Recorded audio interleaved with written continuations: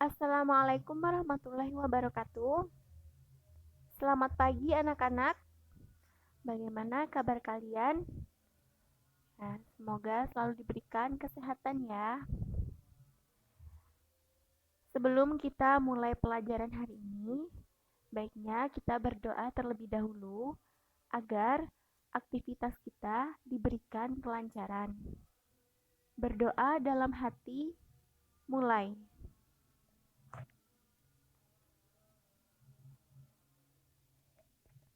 Berdoa selesai. Ya, pada hari ini kita sampai pada materi terakhir, yakni mengenai pencegahan dan pengobatan infeksi virus.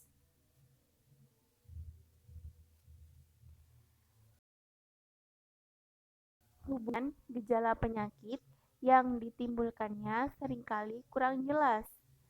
Beberapa virus menghancurkan sel inang dengan menghasilkan enzim hidrolitik. Nah, terkadang timbul gejala-gejala sementara yang mengiringi terjadinya infeksi virus, misalnya demam, gatal-gatal, dan radang. Hal ini terjadi sebagai upaya tubuh untuk melawan infeksi tersebut. Pada dasarnya, tubuh kita memiliki sistem imun. Namun, sistem imun yang ada terkadang tidak mampu untuk melawan infeksi suatu jenis virus. Nah, sehingga usaha pencegahan terhadap infeksi virus dapat dilakukan dengan cara pembiakan vaksin. Sedangkan pengobatannya dengan cara pemberian interferon dan kemoterapi antivirus. Yang pertama adalah vaksin virus. Vaksin virus merupakan formula yang terbuat dari bagian tubuh virus, virus mati, virus hidup yang diinjeksikan ke dalam tubuh manusia guna memperoleh kekebalan secara alami. Vaksin virus dibedakan menjadi dua. Yang pertama, vaksin virus mati dan vaksin virus hidup. Apa itu vaksin virus mati? Ya, vaksin virus mati adalah dibuat dengan cara memurnikan sediaan virus melalui tahap-tahap tertentu dan merusak sedikit protein virus sehingga tidak aktif. Kemudian, vaksin virus hidup. Vaksin virus hidup adalah vaksin virus yang dibuat dengan mutan yang memiliki antigen hampir sama dengan virus liar, tetapi memiliki kemampuan patogen yang berbeda. Dari kedua vaksin tersebut, tentu keduanya memiliki kelemahan. Ya, baik vaksin virus hidup maupun vaksin virus mati sama-sama memiliki kelemahan. Vaksin virus mati dibuat dengan cara memurnikan sediaan sehingga melalui tahap-tahap tertentu dan merusak sedikit protein virus sehingga virus menjadi tidak aktif. Nah, formalin dengan kadar rendah biasanya digunakan untuk merusak protein virus. Namun demikian, ada beberapa kelemahan penggunaan vaksin virus mati. Antara lain, yang pertama, dibutuhkan ketelitian yang tinggi untuk memastikan bahwa tidak ada virus yang virulen. Kemudian, respon sel terhadap vaksin biasanya lemah.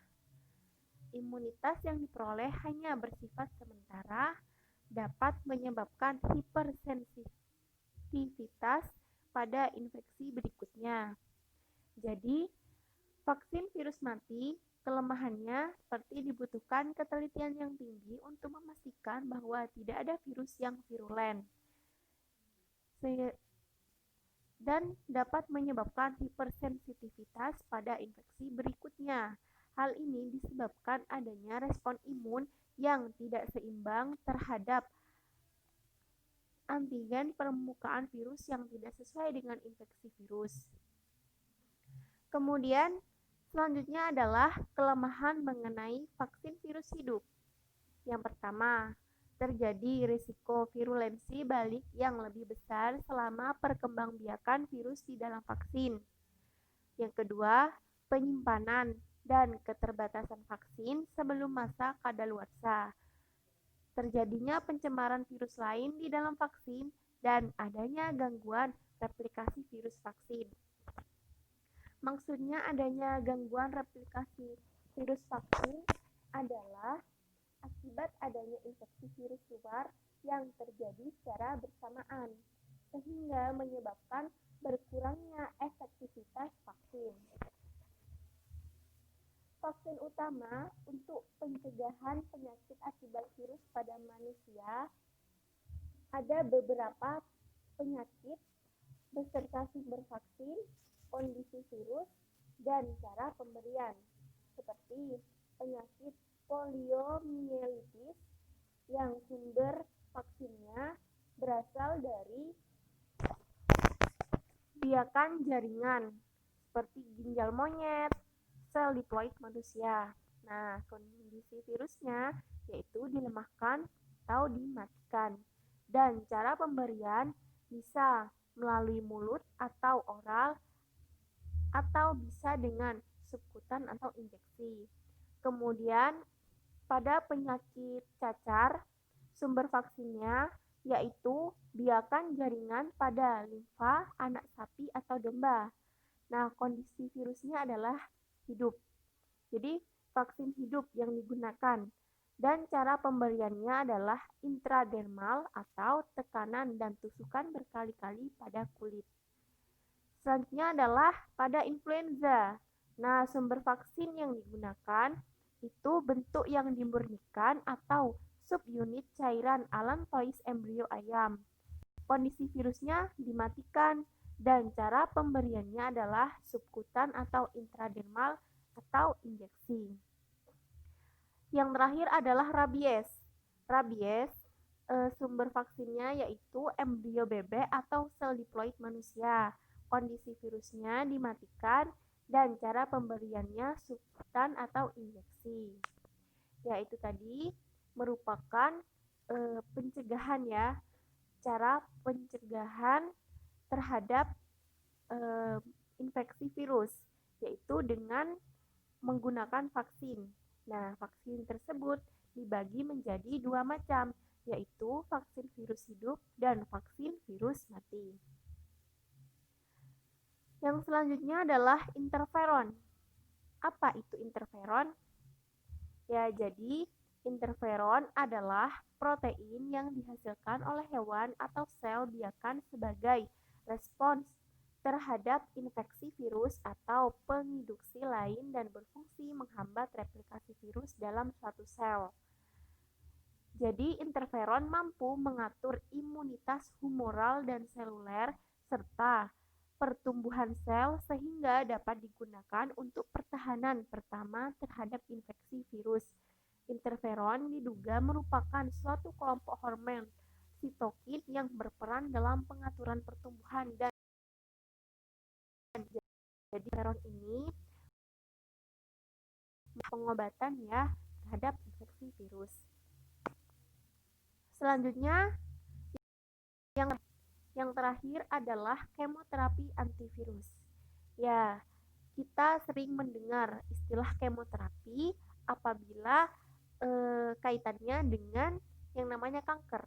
Nah, di sini juga ada yang namanya kemoterapi antivirus. Ya, kemoterapi antivirus telah ditemukan beberapa senyawa antivirus yang dapat digunakan untuk pengobatan penyakit yang disebabkan oleh virus. Namun, penggunaannya hanya dalam keadaan tertentu karena dapat bersifat toksik atau racun bagi sel tubuh. Senyawa antivirus yang ideal bagi sel tubuh masih terus dikembangkan. Senyawa antivirus yang banyak digunakan merupakan analog nukleosida, antara lain zidofudin, zalzibatin, aksiklofir, ganciclovir, vidrabrin, bromovinil deoksiuridin, sitabirin, dan lain sebagainya. Nah, senyawa lain yang juga terbukti mempunyai aktivitas antivirus antara lain amantadin, asam fosfonoasetat, enfiloksim, dan arildon. Ya, itu tadi adalah cara pengobatan dan pencegahan terhadap infeksi virus. Nah, mengapa kita harus mengetahui?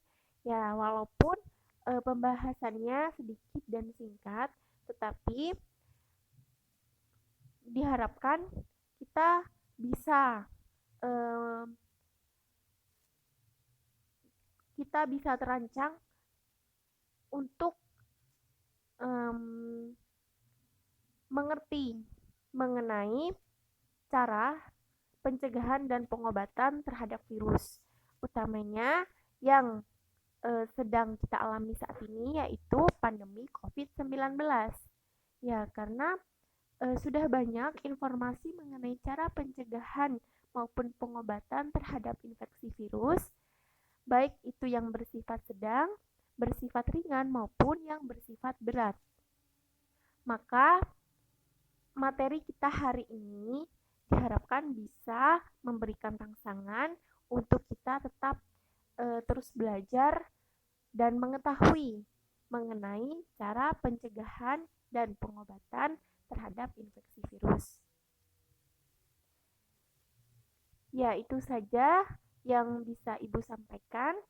Mudah-mudahan bisa memberikan manfaat dan keberkahan. Kurang lebihnya mohon maaf. Wabillahi taufik wal hidayah. Wassalamualaikum warahmatullahi wabarakatuh.